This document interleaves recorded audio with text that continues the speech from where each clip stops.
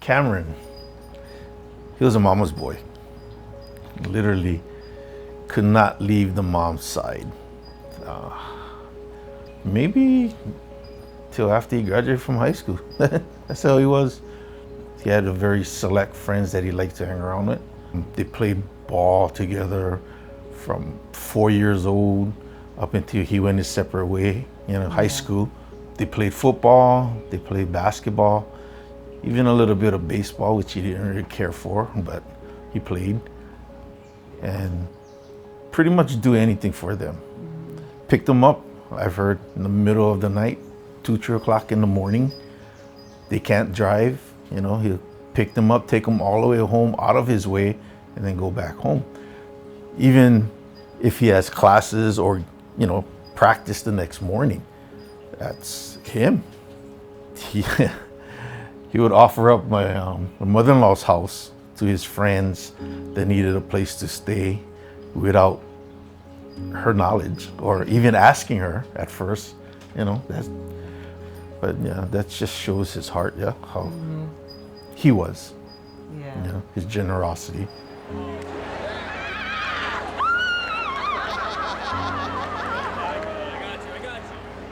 I was working off island, and then when I came home, Kameron called me and asked, "Hey Dad, you guys gonna come to my game with?" I said, "Oh yeah, of course." So we're there watching the game, and he was having a great time. He was just, enjoying I remember how he used to play when he enjoyed the game. I even mentioned that to him afterwards. I said, "That's how you're supposed to be playing. You look like you enjoyed it, you had fun." Also, when I was on the side of the court, I looked at him and I go, "Pink shoes? What's that all about?" Middle of the court, puts his hands up. Cancer awareness, gotta support.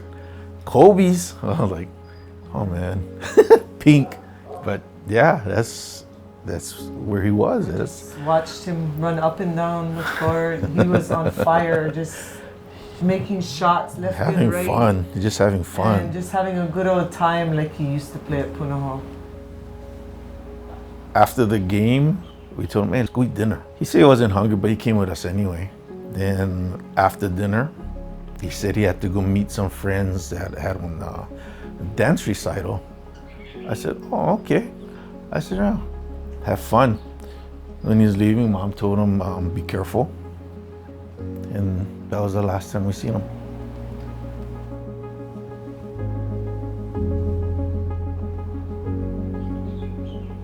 So I got a call between 2 and 3 in the morning, and it was my son's friend Kavika.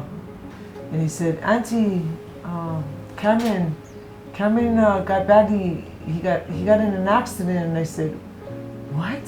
What are you talking about?" He fell and hit his head on with a skateboard. And I said, "What?" I said, "Okay, where are they taking him?" He said, "They're taking him to Queens Hospital." So when we got to the hospital, the emergency room text had said, brain-wise, he wasn't there anymore.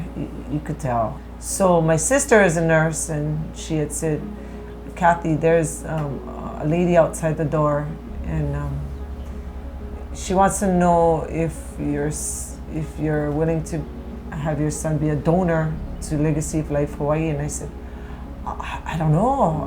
That's not something I think about right now. I want him to get better, but I knew deep down inside he wasn't getting better.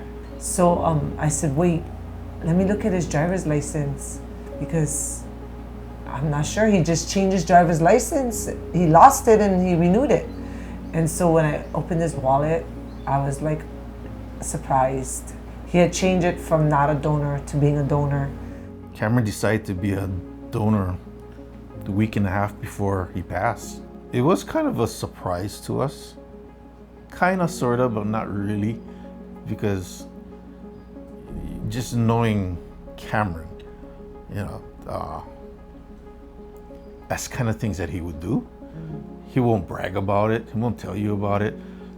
So, surprise, yeah. Surprise, no.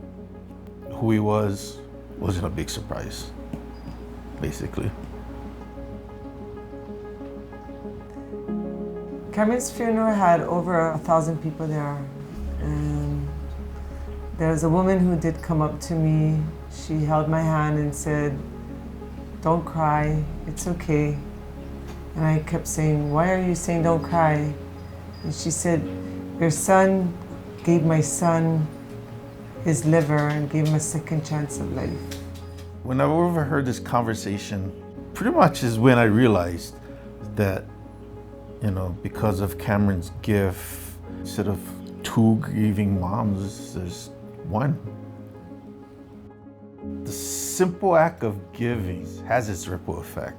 And being Kameron, I think that's his personality, quietly, taking care of people, even beyond his own life.